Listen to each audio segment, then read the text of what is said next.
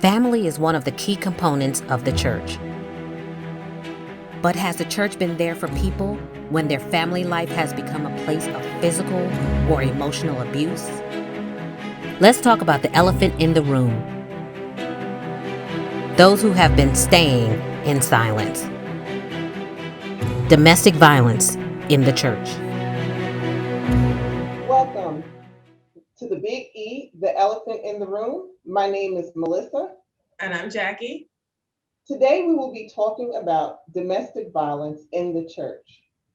Domestic violence has become such a true issue, not just in the community, but also in the church. And it's also a silent issue that a lot of individuals don't like to talk about because of their circumstance. We have wonderful guests to bring great insight regarding this topic. So let's first welcome these wonderful ladies. We have Yolanda Hutchison, and we also have Dr. Akita Pearson. So we're going to just jump right into it.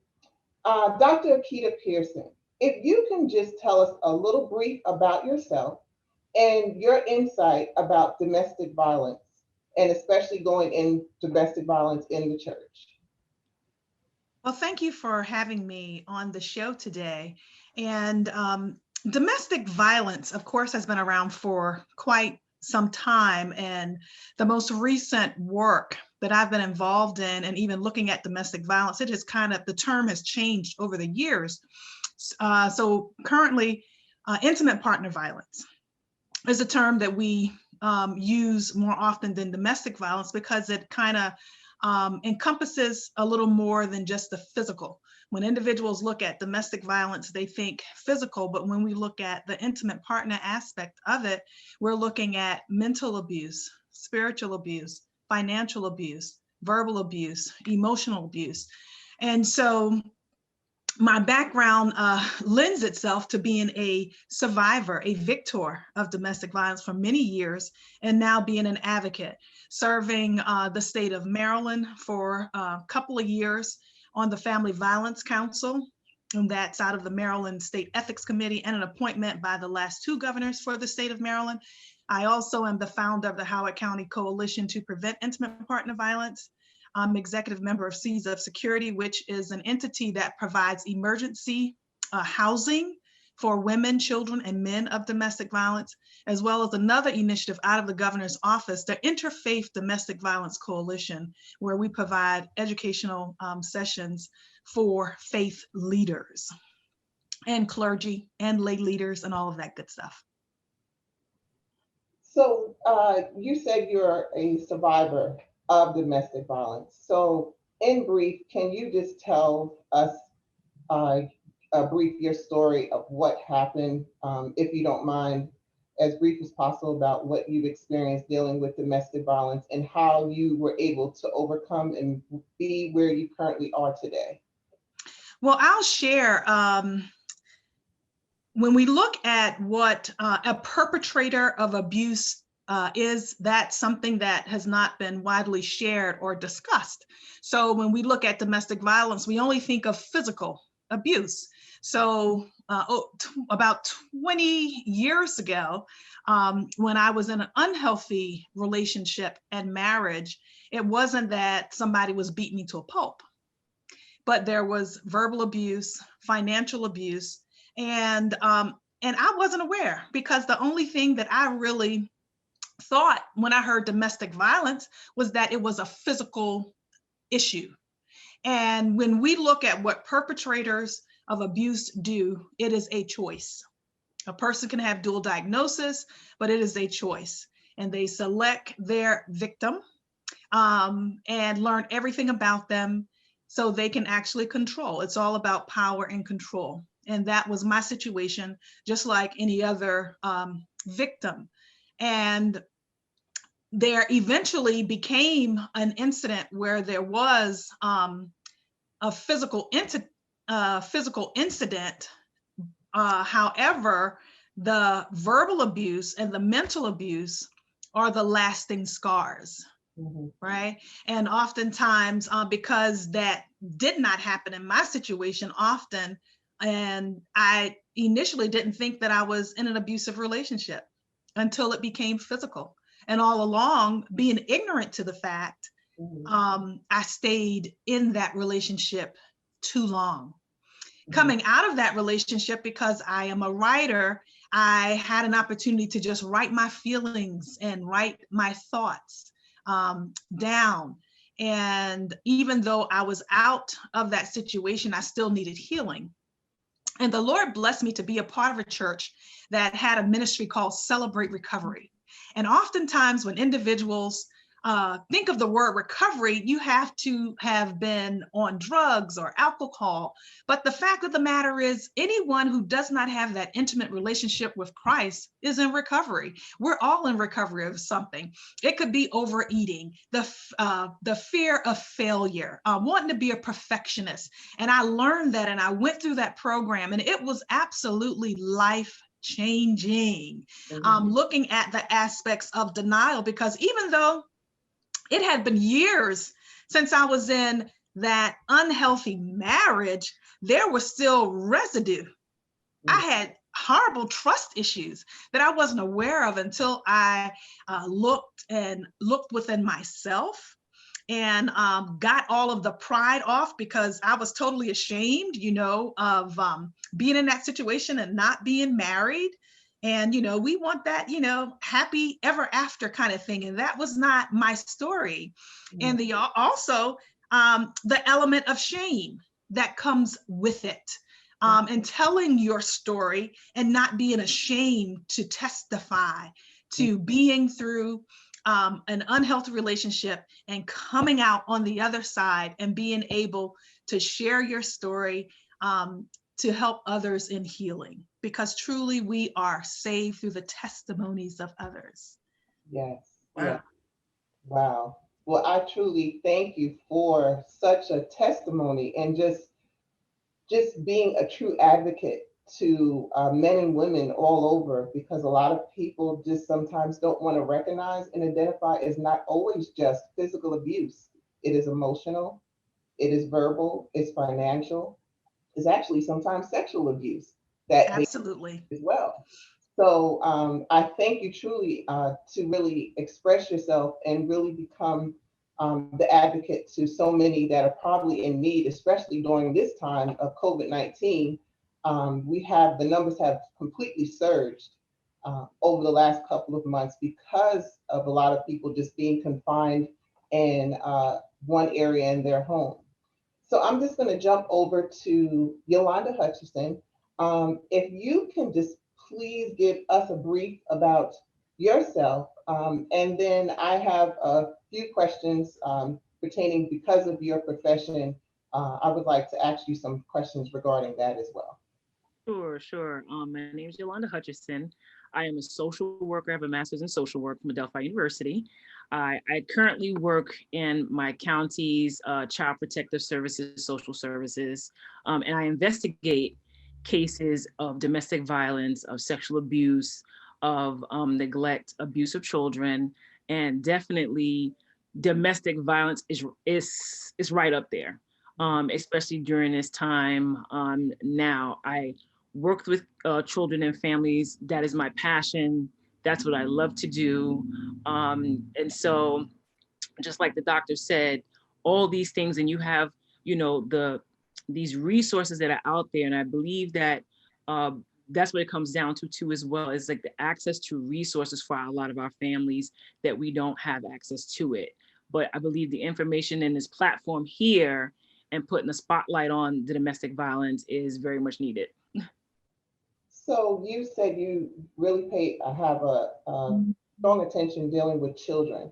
So can you just please tell the audience what children really deal with in the household when they're with family members they're actually observing their family members going through abuse? What emotional, emotionally do they deal with? Yeah, well, with children, trauma plays out in many different ways with these kids and what they witness on a day-to-day basis.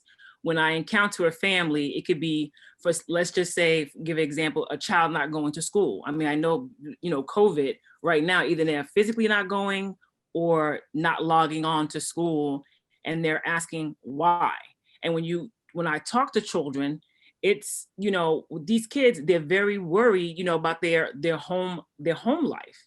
You know, it's not like they can go out and say, you know, this is happening, that is happening, but it spews out into many different avenues for these children. And education could be one, you know, physical ailments could be one. A kid could be complaining about having headaches on a daily basis, having stomach aches on a daily basis, and they're asking, like, why are you not going to school?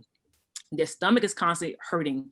And then I get a chance to encounter the family, and then you see the many problems that these children encounter. And in domestic violence, one of the reasons why maybe a kid may not be going to school is not due to the stomach ache so much, but they're afraid to leave their parent by themselves. Yeah. You know, and that's what it is. They have, like, you know, a lot of kids, when they were going to school, they don't want to leave that home. They're so afraid for their parent because they see what goes on behind their four walls when that door is closed, when they come home from school. They see what goes on the weekend with their parents. And, you know, it's not necessarily that their parents are saying, don't say anything to anybody about this, but they know sometimes with interacting with their peers that some of these actions are not normal, you know. And also, even if they think, okay, this is a normal thing, they interact with some peers too as well, and they find out, like, oh, this is not going on in your household, you know. And that's how a lot of these things sometimes come out. Wow. Yeah. I wanted to ask Dr. Keita and Ms. Yolanda, thank you so much for that insight. I learned so much in just your intro, so much. I didn't even know about the intimacy with the name change. But can you all answer this? How does one become a victim? How is it easily identifiable? Yolanda, you just already touched on some of these symptoms, but how does one become a victim, and how can we prevent that? Well, I'll share. Anyone can be a victim. And the fact of the matter is that education is key. And so, and that is my calling to go into particularly faith communities, but agencies, colleges, universities all over. I do trainings, but anyone can be a victim. And we also have to keep in mind that you have absolutely no idea that you are entering into a relationship with someone who wants to have power and control over you. And that is their choice. And what really brought this full circle for me is when I was doing trainings in the county jail. And there was a lady that was in my session, and we were going through our curriculum. And she just shared, she said, I was a child in a household where my father would physically assault my mother, verbally abusive. And as a female, and her choice of relationship was women, but she says she would pick the female that had low self-esteem. She would pick a female that did not have low self-esteem. She would pick a female that she feels as though would do exactly what she wanted them to do. And how she would do that is find everything out about that person. And she would make sure she connected with them emotionally. So by the time it gets to the point where she wants to kind of control that person as a puppet, their emotions are already there. There is love. Do not think for a moment that a person who is a victim does not love their abuser, because they do. They say hurt people hurt people. Exactly. So, and the thing about it is when you become intimately attached with someone and those emotions and the love is there, it's not easy to kind of break away from that. And oftentimes there are children that are involved, and finances are involved. It's all kind of factors that play a role in relationships. But anybody, back to your question, can be a victim. And it's because of the lack of education, because it does not start with someone just punching you or slapping you. It could be very simple, as in my experience. Well, oh, you look nice in that, but you would look better in this outfit. I had no idea. I'm just thinking that, hey, I value his opinion. And then, well, why do you have to go to your parents every weekend? Why don't you stay with me? Why don't you spend more time with me? Oh, you really don't need to go and be with your friends this time. You went with them last time.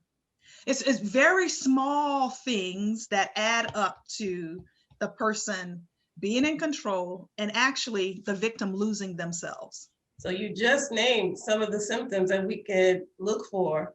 Yeah, like you said, sometimes you're unaware because you're caught up in all these emotions and feelings. And love and lust, in my opinion, love and lust look very similar in the beginning, but lust sometimes, of course, the intentions are wrong. But love is, of course, everlasting. So that's lust is not healthy, or violence obviously is not healthy. So you have to know what the intentions of the person is. And also education. Education is key, because I've done sessions in churches, and I remember one incident, and I was going in detail about the verbal abuse and it being a pattern, and that pattern is abuse. And one of the good sisters says, well, in my family, we argue and, and we curse each other out, and that is not abuse. It is abuse. That's abuse. And so just because you were raised in that household, and that's how it was in your household, it does not negate that it was not abuse, and that you are repeating the same thing in your household. And you find that same thing, it was normalized for you. So of course, when you're going into another relationship, that was normal and comfortable. It's a pattern. So you find that same thing. Mm-hmm. Wow. Yolanda, you were going to say something. Mm-hmm. She was about to say something. That's fine.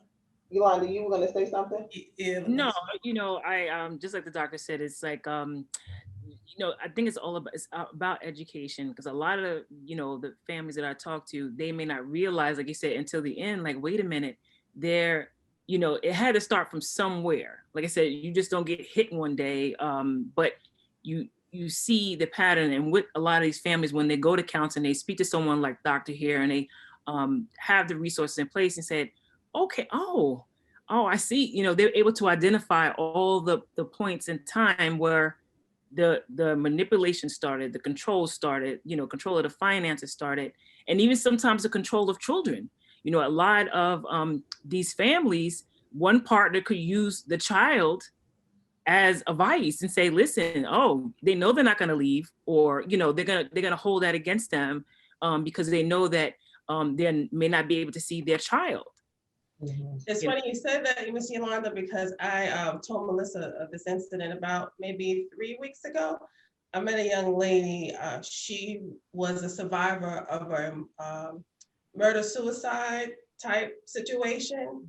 And she did mention a lot of the times other family members, although they can pretty much so help you, there's but so much help they can get from their family. Her husband at the time, he attempted to kill her and the children, just like you see on TV and the news and movies. And it failed, thankfully. So they all survived the gunshots. He survived as well. But he is deceased now. And she said that just dealing with, she doesn't have any trust or any belief in her family and her friends.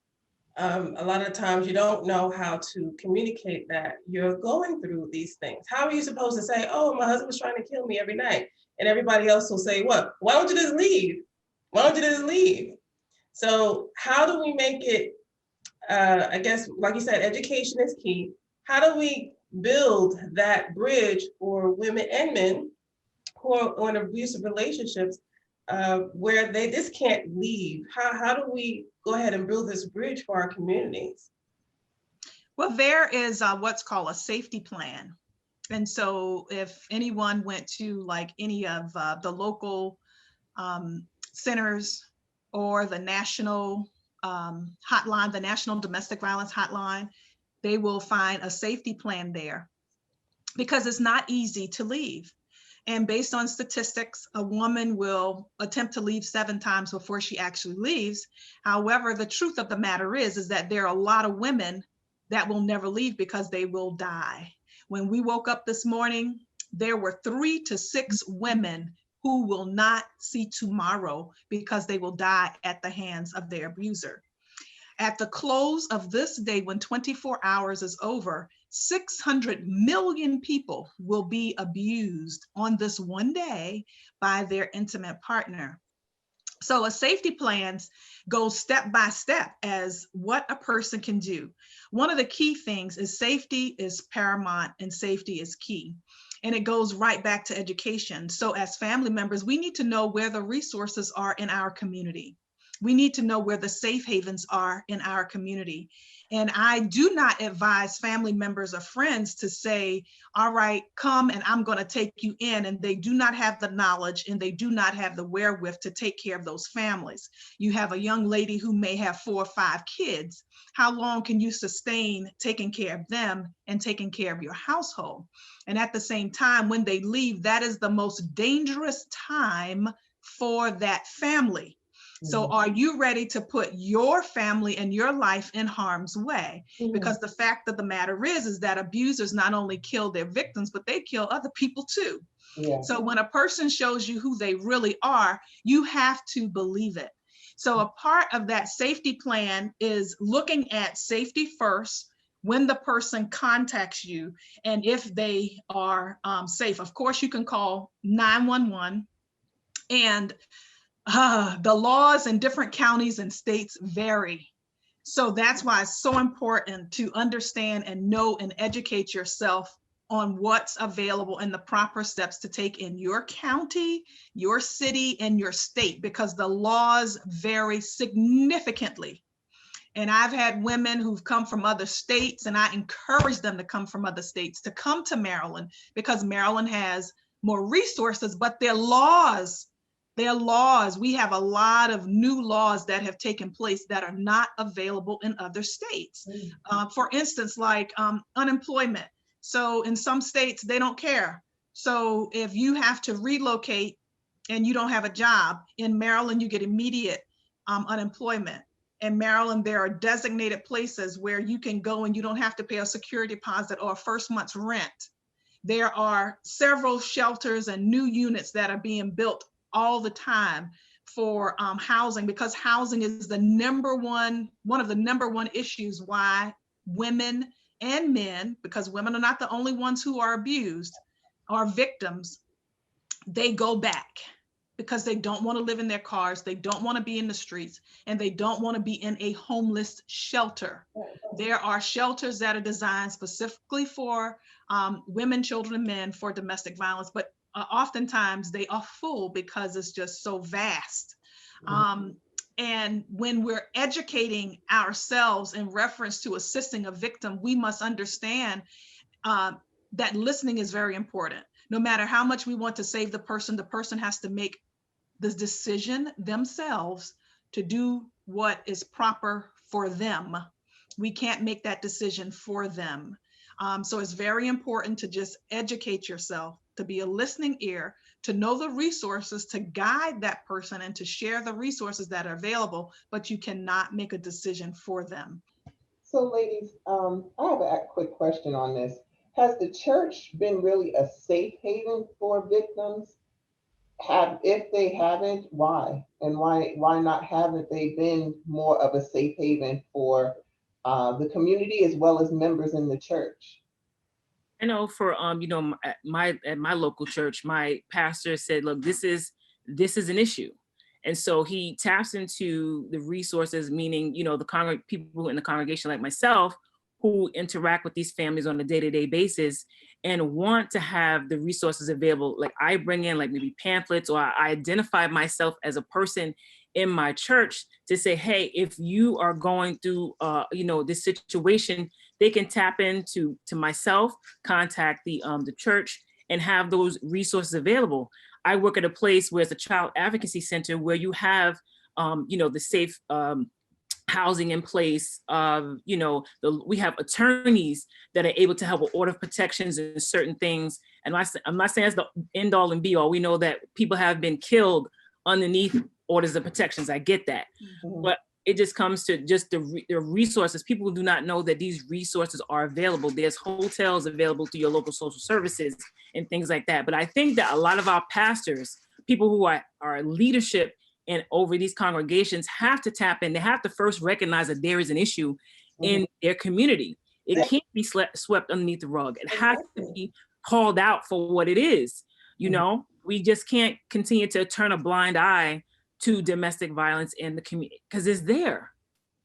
Absolutely. Yeah. Absolutely, Yolanda. And one of the trainings I do is trainings that I do with my coalition is interpretation of scriptures, power and control, because there are individuals who are in pulpits that are abusers. That's right. So that is one of the reasons why it's not discussed in some churches.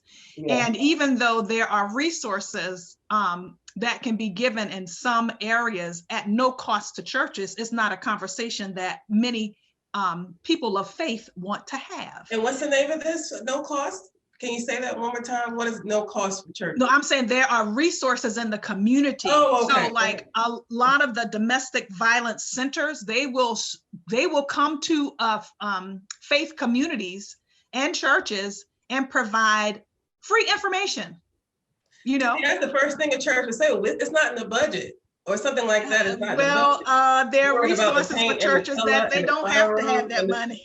Worried about the But it's real. And oftentimes there are pastors that use scripture to control their wives and to control their congregants.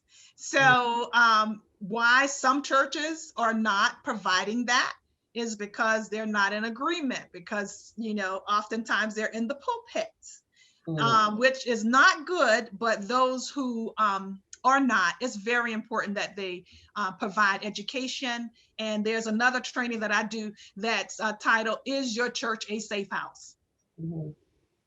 Because even if you don't feel as though you have the Miss Hutchisons in your church, you can partner with the church like Mrs. Hutchison's, and they will be able to pull the resources together to provide those kinds of services. So even though you may be small, it does not matter. You can put information in the bathrooms. You can hang them up. You can make sure that people are aware. You can have individuals to come in and present and to share the resources in the community. So I think there is no excuse. However, churches have been reluctant to allow secular to come into their pulpits, into their churches. However, I am doing my best to work with entities to break down those barriers. Excellent. And continue. So even though they don't want to hear, I still have their conversations, even though they won't allow us, and like the social workers and all to come in. When I see them, I still have that conversation. And I believe that in time, it may not be today, but tomorrow they may be open, or tomorrow there may no longer be a pastor there, and it may be someone else who is open. So we have to continue to spread the message, and this particular platform is phenomenal. And thank you for having this conversation. And ladies, I was just going to ask about this question, like you're saying, a lot of churches are just not open. Because I was going to say, why don't they have like a private 911 line to some of the churches, so if there is a victim that's in need, they can call this private number, and like you said, like Ms. Hutchison, she can be the one to retrieve those calls and call these individuals back that are in need. But this is a private line that only members of the church or even outside in the community can reach out to and say, hey, this is a line that you call and it's private, and only licensed professionals will be retrieving these calls and be able to help you as needed. And I think, like you just said, Dr. Pearson, you did say, I think a lot of churches, if it's not under their doctrine or under their their platform, or if it's not an actual member of affiliate under that church, a lot of times they're not open to bring outside individuals in. But sometimes, I think in the end, we're here to help, we're here to serve. It doesn't matter, honestly, the denomination or affiliate of who it is. If you can be a vessel and you're a child of God that's willing to be able to help someone in a time of need, it shouldn't matter where you're coming from. It should just be able to say, hey, we're here to help. So Absolutely. And the number one, and the reason why the faith community and the churches are so very important is because oftentimes than not, a victim's first point of contact is their faith leader, their church, or their faith community. That's the first place where they go. And if the church is not equipped, and I don't mean that they have to have a DV ministry that, provides all the nuts and bolts. They just need to know how to respond, because what happens sometimes is that they want to keep the family together. But abuse is abuse. Yeah. And that is not the safest place for that family to be in. And it's just very important that our faith leaders get the education. I wish that every church had a ministry, but if they had the education as how to respond, that would be a great help. How to respond. If churches knew how to respond, that would be a great help. A lot of churches are in denial. They feel like not their members, not their affiliates, not leaders, but those are the ones that are crying out. And sometimes it's a subtle situation or a subtle behavior or something. They maybe had a conversation with someone, but they didn't really take. They're like, oh yeah, like you say, a lot of times, a lot of churches just pray about it. It'll go away, or fast and pray, or we'll just have let's have a revival, or whatever it may be. But domestic violence is real. It is here, and it's something that has to be addressed. And if we don't start doing something directly in our churches to bring awareness to our members and especially to our children that are emotionally dealing with this situation, I don't know when. You got to wake up. And I thank you, ladies, so much for being that voice and being those advocates to even help the ones that are willing to even hear you and listen and be that support and that tool. So I truly, truly thank you, ladies, for that. Jackie, do you have any follow-up or closing? No, thank you so much for being here, and please leave your information so our viewers can get the information and the expertise that you all are sharing today. Yes, we will be, at the end of this show, we will be sharing Dr. Akita Pearson. She wrote a book, and we would like to share that with you. And Yolanda Hutchison, we will leave some information as well once we close out the show. So we just want to again thank you everyone for listening and tuning in to the Big E, the elephant in the room, where we speak about the unspeakable.